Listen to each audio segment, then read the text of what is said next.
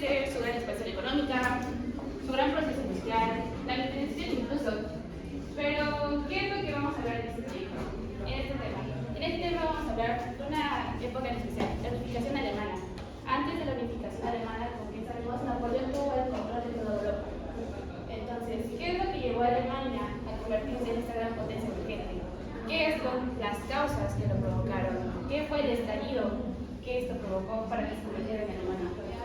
Buenos días, mi nombre es Cecilia de Sánchez Ramírez y junto con mi equipo vamos a presentar luces y sombras hacia el camino de la Gran Guerra.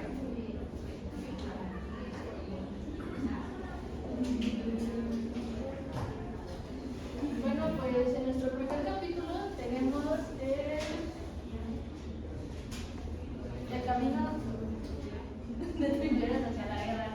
En este capítulo básicamente hablamos sobre los antecedentes para poder tener un poquito de contexto y entender más de la historia alemana. Nos situamos en 1518, cuando protestantes entraron al castillo de Praga y básicamente dos de ellos fueron arrojados, entonces a esto conocemos como la Revolución de Praga. Se dio el estallido de la Guerra de 30 años, siendo un conflicto de católicos contra los protestantes.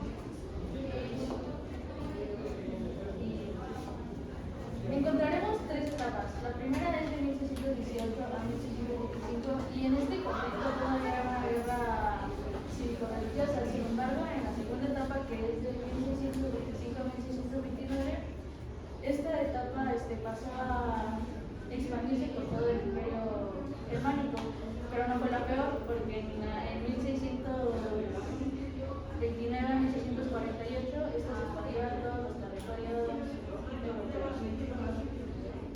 Creando, bueno, más bien en este mismo año sabemos que después de guerras, hambrunas, violencia y un pueblo muy debilitado, llega consigo la paz de Westfalia. La paz de Westfalia trae un orden y consigo dos tratados. En una encontramos el Münster, que nos dice que tenía la independencia de Francia, de España y de Austria, el tráfico de los indios, descubrimiento de América, y también que los protestantes no podían comercializarse con las colonias católicas. Por otro lado, en el Snowden nos decía que lo de tener los territorios como Pomerania, Luxemburgo y los Países Bajos, también que tenían su independencia. De ahí daremos un salto al Congreso de Viena. Recordemos que Napoleón había conquistado gran parte de los territorios europeos. Sin embargo, tras su derrota, las mayores potencias se reunieron en Viena para así poder decidir las nuevas políticas y también crear un nuevo político por la repartición de los territorios que ya había conquistado Francia.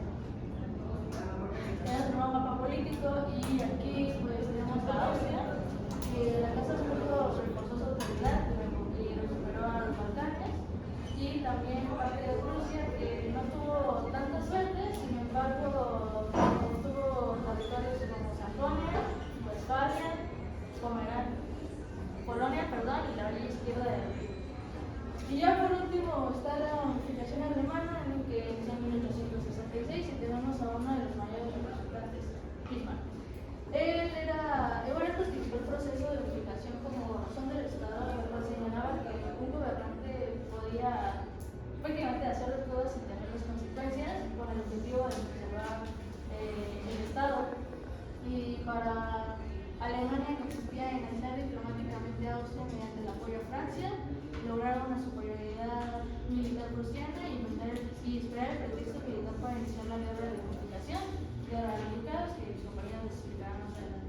Para finalizar este capítulo, entendemos que Alemania ya tenía un inmenso poder militar y un anhelo de expansión, lo que los llevó a tomar malas decisiones y asimismo entrar a dos de las guerras mundiales más grandes de la historia.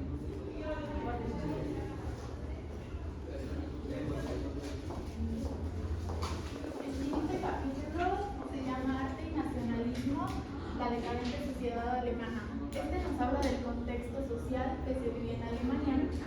Alemania por fin logró unificarse en 1871. Con la unificación vinieron distintos hechos sociales. Uno de estos fue el Kulturkampf. Este significa lucha cultural.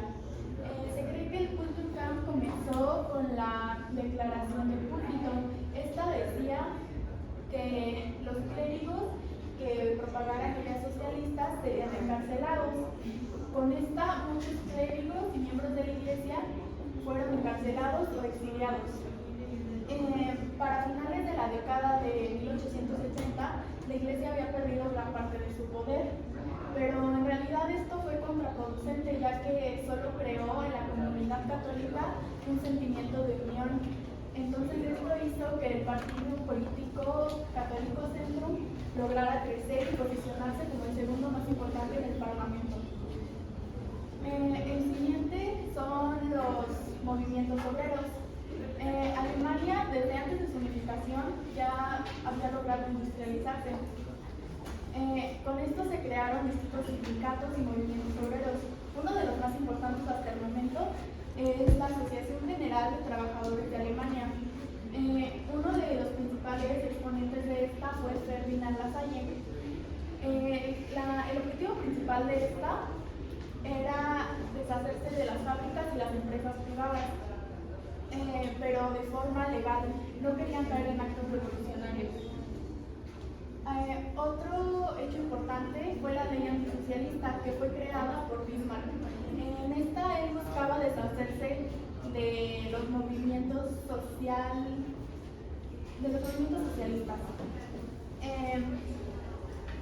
Con esto prohibió las reuniones y cualquier tipo de acto que tuviera que ver con esto. Con esto igual se encarcelaron a muchos periodistas y hubo mucha represión. Igual, al final de esto resultó contraproducente porque solo alzó más el sentimiento socialista. También buscaba que los obreros se alejaran de los sindicatos. Entonces, para esto decidió crear el seguro de vida, el seguro de accidentes y el seguro de vejez. De hecho, él fue uno de los primeros que creó estos tipos de seguros. Pero pues igual resultó contraproducente porque no logró alejar a los obreros de estos movimientos. Y pues por último, un movimiento muy importante artístico es el romanticismo. Este buscaba ir en contra de las leyes, de lo correcto. Querían romper las reglas. De las principales características de este movimiento es la libertad de vida, el subjetivismo. Buscaban lo exótico y lo fantasioso. De las obras más importantes fueron la llamada Las penas del joven Werther, que fue escrita por Goethe. Esta nos hablaba de una historia romántica que terminaba con el suicidio del protagonista. Otra de las obras a destacar es la de Guillermo Tell, escrita por Schiller. Esta se publicó en 1804 y nos habla de un drama de 5 actos que expresa libertad, justicia y emancipación. El corazón industrial de Alemania, el corazón bombeante. ¿Qué es lo primero que se les viene a la cabeza? Así, rápido, una palabra, lo que sea, rápido. Idea, rápido, vamos a la desesperación. ¿Qué es lo primero que se imaginan? Así, con el puro título, con el puro hecho. Armas, ok. ¿Otra cosa?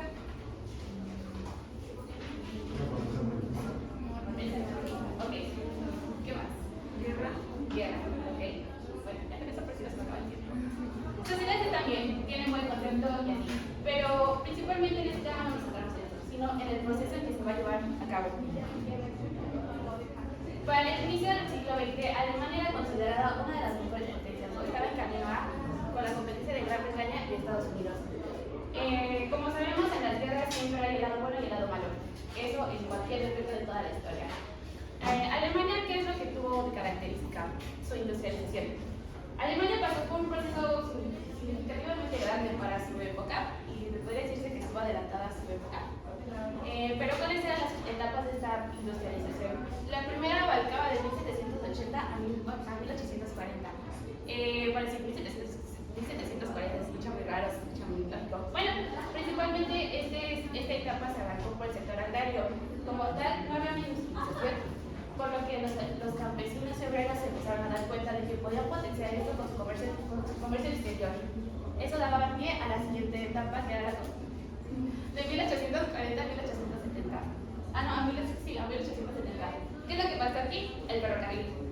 la gran innovación, la gran arma, la gran todo. El ferrocarril, ¿qué es lo que impulsó principalmente el comercio exterior, el tratado de gentes de los obreros principalmente, y un punto clave aquí es la minería del carbón. Si bien la máquina ferroviaria ocupaba del carbón, era simplemente básico. Entonces, ¿qué es lo que empezaba? Había un sincronismo entre la industria minera, en este caso la del carbón, y la industria ferroviaria.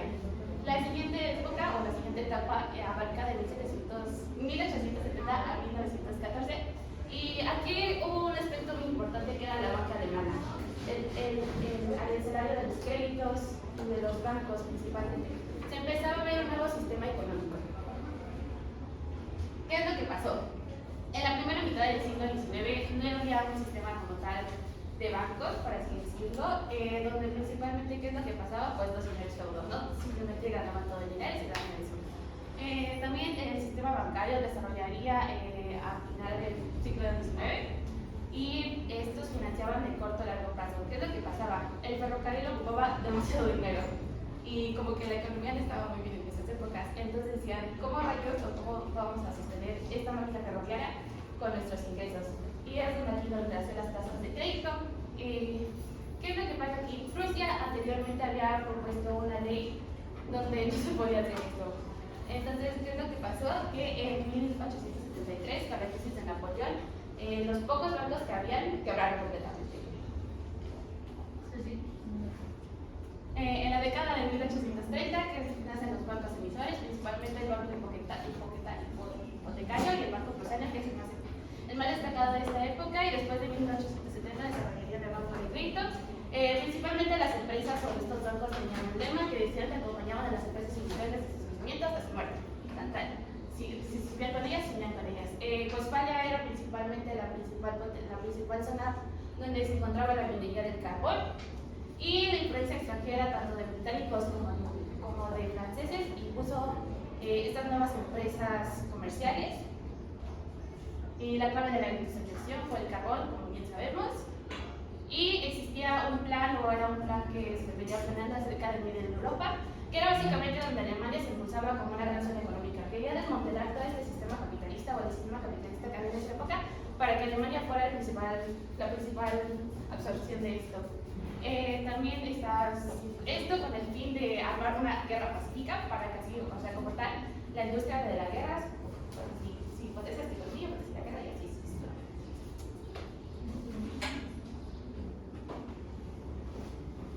El siguiente capítulo se llama Sacrificio y Resistencia, la política interna de Alemania ante el estallido. El 18 de enero de 1871 fue proclamado el Imperio Alemán. Ese mismo día también fue la proclamación del rey de Rusia, Guillermo I, como emperador alemán.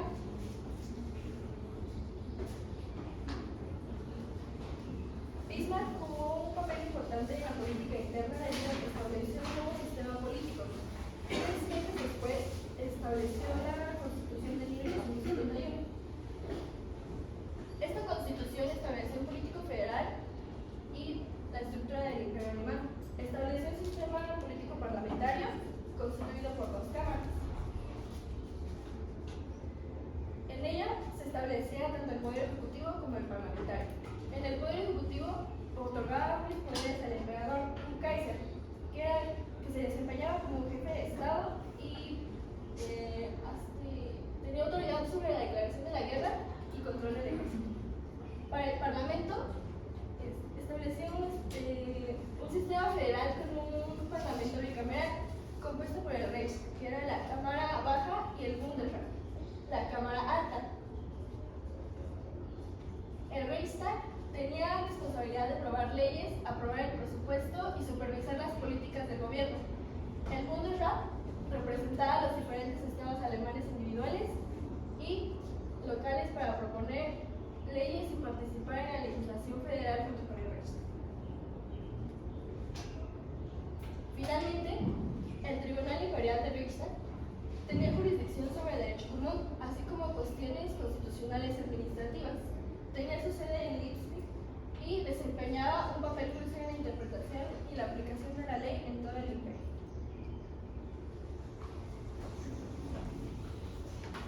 Bueno, yo les voy a presentar en Linaje Poder los personajes, herencias históricas y nuevas teorías.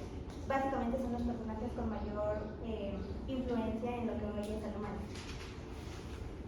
Como primer punto tenemos a Guillermo I, quien fue proclamado el primer emperador de Alemania cuando ya se unificó, y tenemos a su canciller Otto von Bismarck. Básicamente compartían la idea de que era mejor la guerra que la política, y Otto von Bismarck fue quien llevó a la cabeza todos los movimientos militares y las decisiones políticas que se tomaron en Alemania. Luego seguimos con el clan Sajona-Coburgo-Gotha. Este fue encabezado por la reina Victoria del Reino Unido y Alberto de Sajona-Coburgo-Gotha.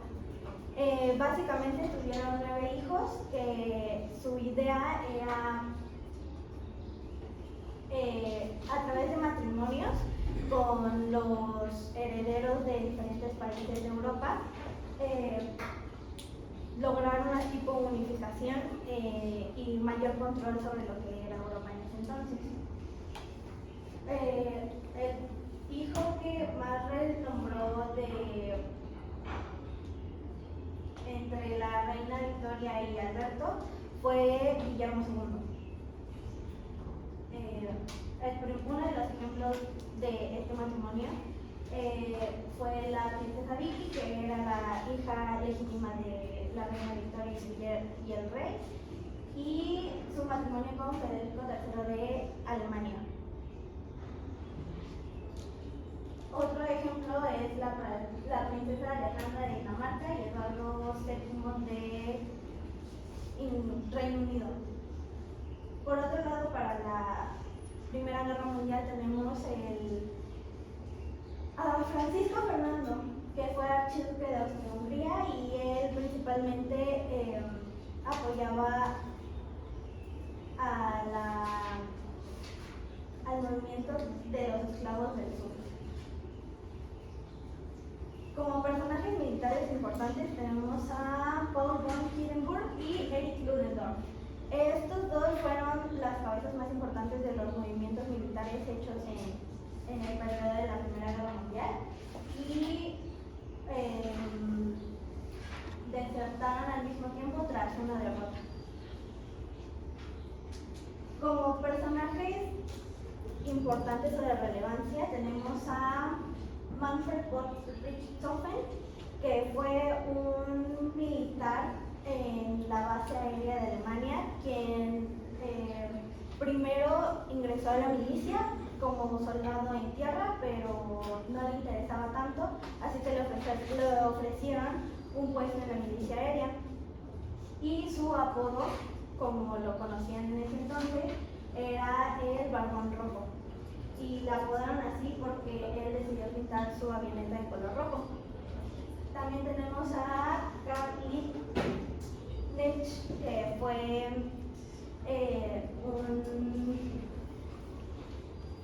una persona que encabezó movimientos más sociales y pacíficos contra la Primera Guerra Mundial, y como dato curioso era amigo de Karl Marx.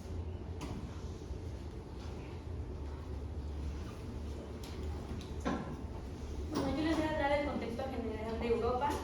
En ese entonces las estructuras sociales, económicas y políticas de Europa se ven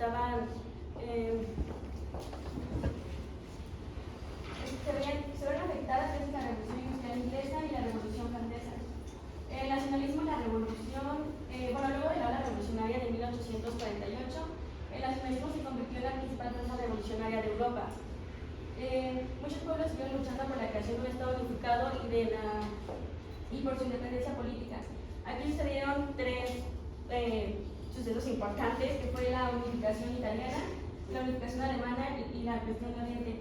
La unificación de Italia fue a mediados del siglo XIX, pues no existía un país llamado Italia, eran pequeños estados independientes, y los más importantes eran Piamonte, los estados pontificios y el reino de las 2 Sicilias.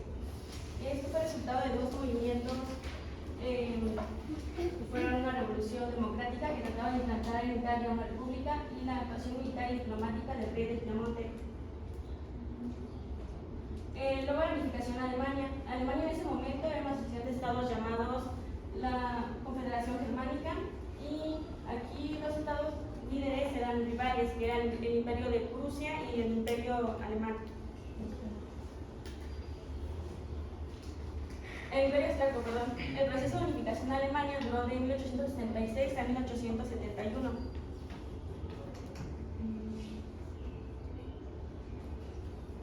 Fue resultado de la iniciativa y estrategia del rey de Prusia, Guillermo I, y su primer ministro, Otto von Bismarck, cuyo objetivo era convertir a Prusia en el líder de los países alemanes y alejar de ellos la influencia del Imperio Austriaco. Luego, la cuestión de Oriente, que fue a partir de 1871, que fue el lugar más inestable de Europa, los Balcanes, dominado hasta entonces por el Imperio Turco, que estaba cada vez más débil, misma debilidad aprovechada por los pueblos balcánicos. Luego el Imperio Ruso y el Imperio Austriaco, que además aprovecharon para ganar influencia y territorios en la zona. Esta situación se prolongó hasta 1914. Luego la política exterior de Alemania. Aquí en 1862 Guillermo I eligió a Bismarck como canciller de Estado, dominando la política alemana. La política exterior alemana se basó en mantener alianzas con el reino austriaco para vencer a los daneses en 1814. Luego Bismarck los aisló y los derrotó en 1866 para crear la Confederación Germánica del Norte. Y finalmente, entre los años 1870 y 71, guió a los ejércitos prusianos a vencer a la Francia de Napoleón III. Con esta victoria, los estados germanos del sur se unieron a la Confederación Germánica del Norte, concretando la unificación alemana. La estructura federal creada para lograr el Imperio Alemán en 1871 se basaba en el canciller imperial, que era más una combinación de distintos cargos que se unían en una misma persona, porque no había ministro imperial de Asuntos Exteriores, solo un secretario de Estado imperial que dependía directamente del canciller. Este sistema le permitió a Bismarck dominar la única estructura constitucional que él mismo contribuyó a crear después de las guerras de unificación alemana y gestionar sin ayuda de nadie sus asuntos exteriores.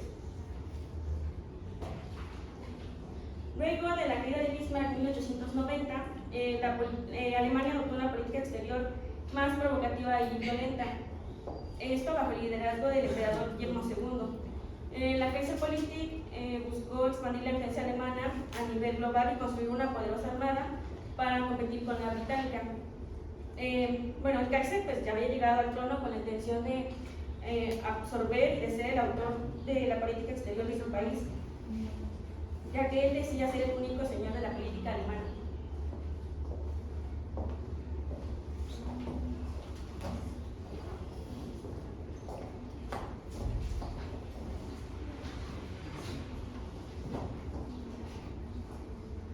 Bueno, yo les voy a hablar un poco. Se llama Páginas y Pasajes. Paisajes, perdón.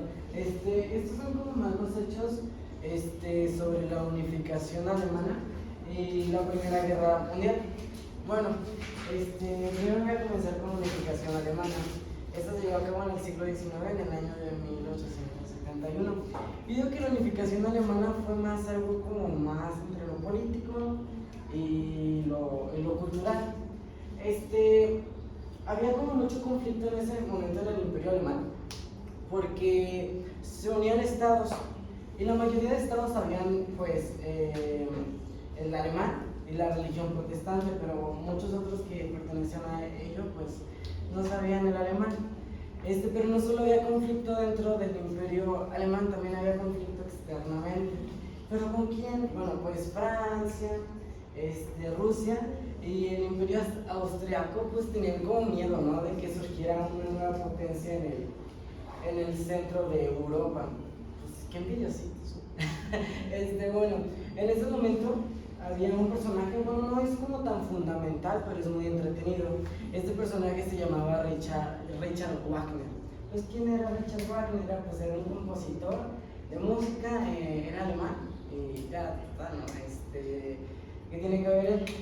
Siento que los alemanes en ese momento tenían como muy implementado el nacionalismo, o sea, casi lo tenían tatuado en la piel, ¿no? Y pues este señor lo que hizo es, pues, crear como música, y como el himno de los nacionalistas se llamaba El Anillo de Nebelú, algo así, no sé. Pero bueno, era ópera, en ese momento estaba muy de moda la ópera. Bueno, ¿qué pasaba también acá? La verdad no recuerdo muy bien, pero les voy a platicar un poco. Pues había también como mucho conflicto dentro de, y vamos a pasar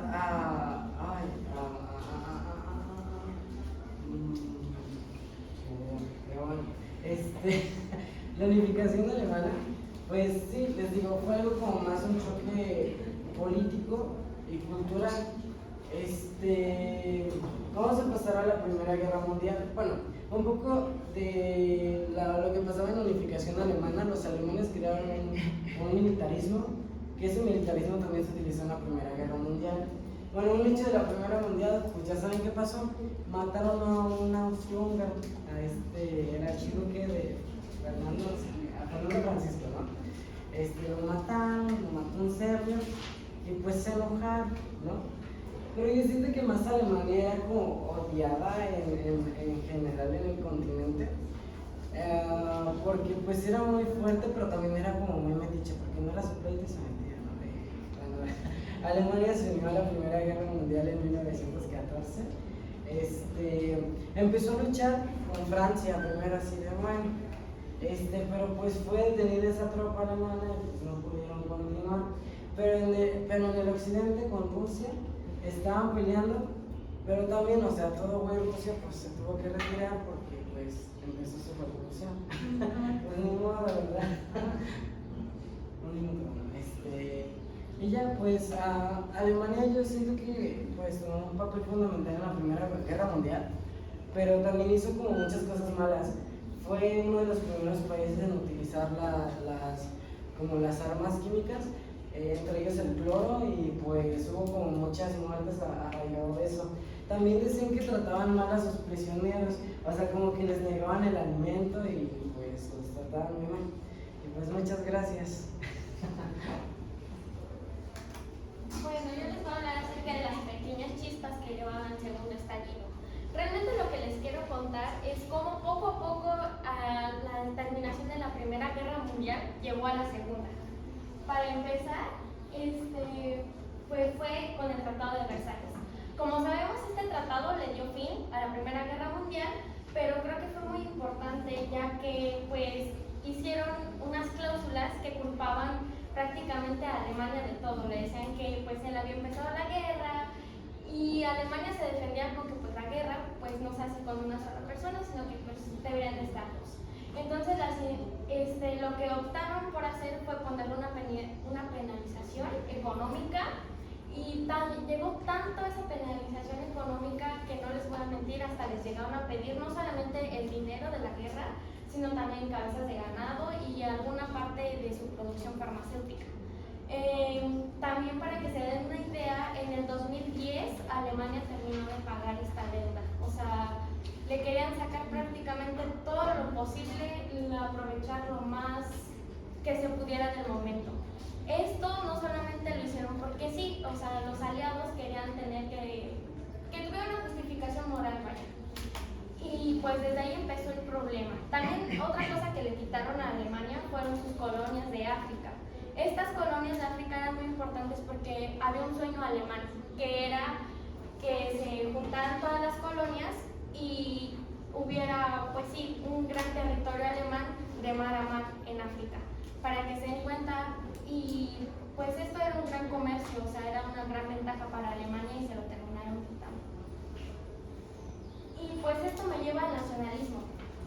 ¿Qué fue lo que pasó? Que la población alemana estaba muy inconforme, o bueno, incluso otras poblaciones, con lo que se había tratado en el Tratado de Versalles. Hasta creían que era ofensivo, y pues claro, que ya les habían hecho toda la culpa. La población pues no se sentía cómoda con lo que estaba pasando, le estaban pasando muy difícil económicamente. Entonces llegó un gran salvador para todo esto, que es Hitler. Hitler hizo su papel gracias al fascismo. El fascismo fue italiano, entonces pues, ¿cómo se los explico?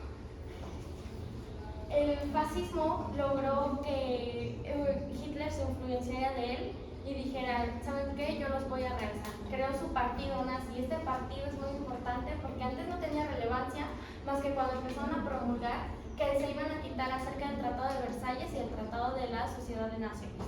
Estos tratados, según él, le quitaban territorios y le quitaban, pues sí, gran poder a Alemania. Entonces, pues Hitler trató de dar un golpe de estado, lo encarcelaron, pero volvió al mando y pues de una manera medio fea obligó a la población a pues hacerle caso, a que lo voltean a ver, porque también estaban prohibiendo otras cosas como lo era las migraciones. Y ya por último les voy a hablar acerca de la Sociedad de Naciones. Esta fue una organización y podemos decir que fue el predecesor de la ONU, o sea, fue el padre de la ONU. Esta se creó en 1919, igual con el Tratado de Versalles, y como les estaba diciendo, la Sociedad de Naciones lo que tenía en objetivo era una cooperación internacional por la paz, cosa que no lograron. Y no les voy a decir que fue su culpa del todo, porque las cláusulas de desarmamiento eran pues prácticamente para Alemania, y Alemania dijo, bueno, está bien, yo te cedo mis armas, yo lo dejo, pero pues en realidad era algo para pues, bueno, hasta aquí. Gracias. Ya.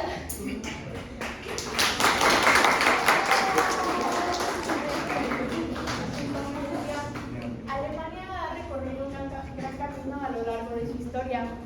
Su gran poder militar y en la guerra por la expansión le trajo tanto cosas positivas como negativas. Alemania vivió tanto la gloria como la derrota. Con su unificación logró establecer un gobierno centralizado, una administración común y una fuerte identidad nacional. Este proceso generó que Alemania tuviera un rápido crecimiento, pero pues como siempre es común, empezaron a existir diferencias dentro del gobierno, y pues esto nos llevó a la Primera Guerra Mundial, que esta provocó que se terminara el imperio alemán y dio paso a la inestabilidad, y al final Alemania se convirtió en una república. Eso es todo. Gracias.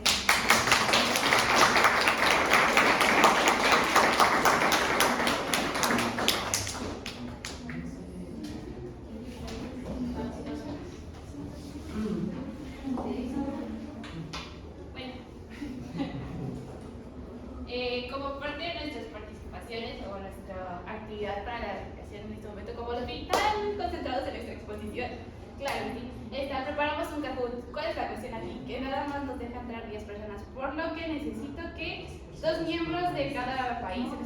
No vamos a elegir a las personas que al azar. Vas a ver. Sí, tú eliges.